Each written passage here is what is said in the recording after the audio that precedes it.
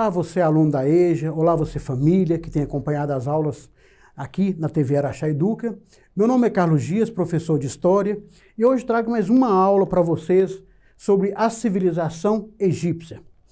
Eu queria já abrir um parêntese aí para nós, o seguinte, quando fala de civilização egípcia, tem muitos detalhes, muitas coisas que precisam ser estudadas, nomes de faraós. Então, o contexto que nós vamos estudar é aquele contexto da sala de aula, aquilo que você vê nos seus livros de história, que você tem acesso à sua apostila, no seu material escolar, tá bom? Mas é uma civilização interessantíssima, coisas, curiosidades maravilhosas, coisas que são aplicadas até hoje, tá bom? Então, muito interessante a gente estudar sobre a civilização egípcia. Tenho aqui para vocês a imagem, trago para vocês a imagem do Cairo, tá? Olha que interessante. Quando nós vamos estudar justamente isso. Aqui está o rio Nilo, e olha como que povoou praticamente em volta toda do Nilo. E essa imagem aqui maravilhosa, essa imagem ela foi tirada na Estação Espacial Internacional, foi uma foto noturna que mostra bem claro o Cairo e a Alexandria, tá? E o mar Mediterrâneo. Então, para a gente ter noção, a ocupação, do lado de cá são os desertos, né? Os desertos do Saara. E só para essa imagem eu trouxe para vocês até como um fato de curiosidade, para ter uma visão do espaço, como que eles enxergam, né, a região do Egito, do espaço nos dias de hoje, tá bom? Então, o início de uma civilização. Quando nós falamos a palavra civilização, citamos civilização, o que nós vamos estar estudando agora, a formação das primeiras civilizações, eu trouxe essa pequena explicação que civilização vem do latim civis, né, que quer dizer cidade. Então, o sentido de civilização está ligado intimamente à cidade, o surgimento da cidade. E os estudiosos eles ficam impressionados com as civilizações antigas, porque o civilizar justamente tornar uma pessoa apto a viver em uma cidade, em conviver com as outras pessoas. Isso é o que significa a expressão civilizar. Então, o ato das civilizações, né, foi justamente isso. Possibilitou as pessoas viverem, formar as primeiras cidades. E como que isso aconteceu? Vamos fazer uma pequena uma retrospectiva aqui. Aqui eu montei um infográfico, alguns falam mapa de conceito, a contribuição da agricultura para a sedentarização. Para que haja cidade, para que aconteça a cidade, é necessário o quê? Que tenha um sedentarismo, que as pessoas fixem um local. E essa fixação das primeiras comunidades, das comunidades primitivas, lembra que nós estamos estudando, falando todo da origem dos hominídeos, tá? Quando eles começaram a dominar as técnicas do plantio, a criação de animais, tá? Então foi justamente as técnicas agrícolas, a melhoria das técnicas agrícolas, que contribuiu para que o homem se fixasse. Então, com o descobrimento, com a prática, né, agrícola e com a criação de animais, o homem se fixou. E aconteceu um processo interessante com essas técnicas agrícolas, foi o seguinte. Primeiro, o uso do arado, né? O arado, pela forma que eles utilizavam, ainda era um arado de madeira, tá? Eu vou mostrar até uma imagem para vocês aqui. É um arado de madeira. Possibilitou cavar mais um pouco a terra e aumentou um pouco a produção. Outra coisa é a questão da irrigação. Os egípcios, nesse ponto, eles eram excelentes, vamos dizer assim, até comparado aos níveis de hoje, o fato deles conseguirem irrigar usando o rio Nilo, tá? Aí eles utilizavam a irrigação, eles não precisavam transportar água de um lado para o outro, simplesmente eles criavam os canais através do Nilo e também do Shaduf, tá? Daqui a pouco eu vou mostrar a imagem para vocês também. E a questão da tração dos animais. Então, tudo isso, com essas novas técnicas agrícolas, o que aconteceu? Aconteceu o aumento da produção. E com o aumento da produção, aconteceu aquilo que temos hoje, nós chamamos de excedentes da produção. Então, hoje, por exemplo, a nossa agricultura hoje, nós não produzimos só para a sobrevivência, nós produzimos para que aconteça o quê? Justamente um excedente.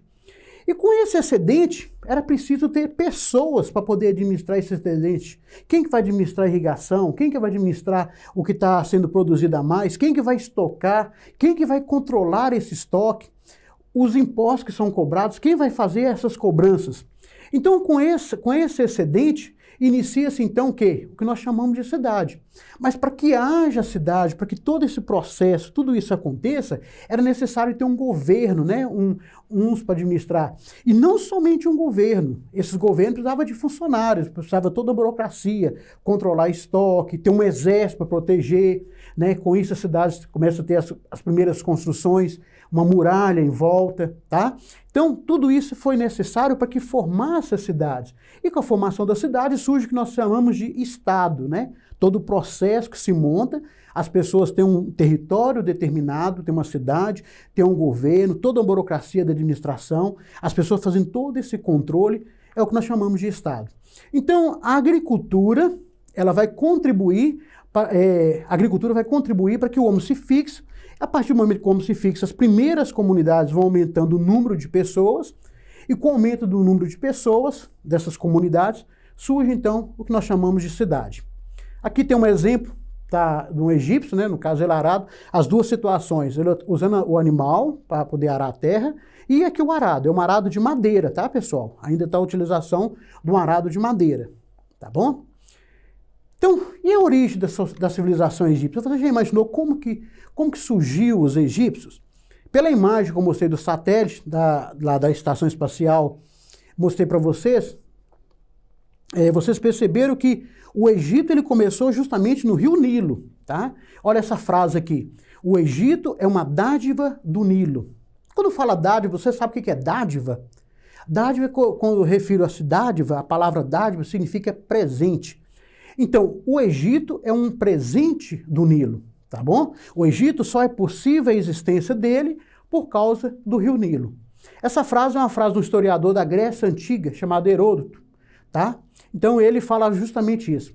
E vai ser justamente o Nilo que vai fazer, é claro, não somente o rio, foi necessário as pessoas, homens, mulheres, toda uma organização, mas é o Nilo que vai contribuir para que essa civilização cresça, tá? Forme as primeiras comunidades e que ela cresça. Então nós temos aqui outra imagem para vocês interessante, aqui é o rio Nilo cortando todo o noroeste, né? Da África, toda a parte do continente africano, e aqui é o delta do Nilo, onde que ele deságua no oceano. No mar, melhor dizendo, no mar. Não, no oceano ainda não. Segundo os estudos, tá? Segundo os estudos arqueológicos, antes de 5.000 anos antes de Cristo, grupos humanos já habitavam a região do Vale do Nilo. Então, o fato é justamente isso. Então, não era ainda a civilização egípcia, mas as margens do Nilo, segundo os estudos, né, segundo os achados arqueológicos na região, já era habitada há 5.000 anos antes de Cristo. O que quer dizer isso? Com os 2.000 anos depois de Cristo, ou seja, há 7.000 anos atrás, já tinham pessoas, grupos humanos, que estavam em volta do Vale do Rio Nilo, tá bom? Mais uma vez a imagem do Nilo. Por que o Nilo era importante, pessoal?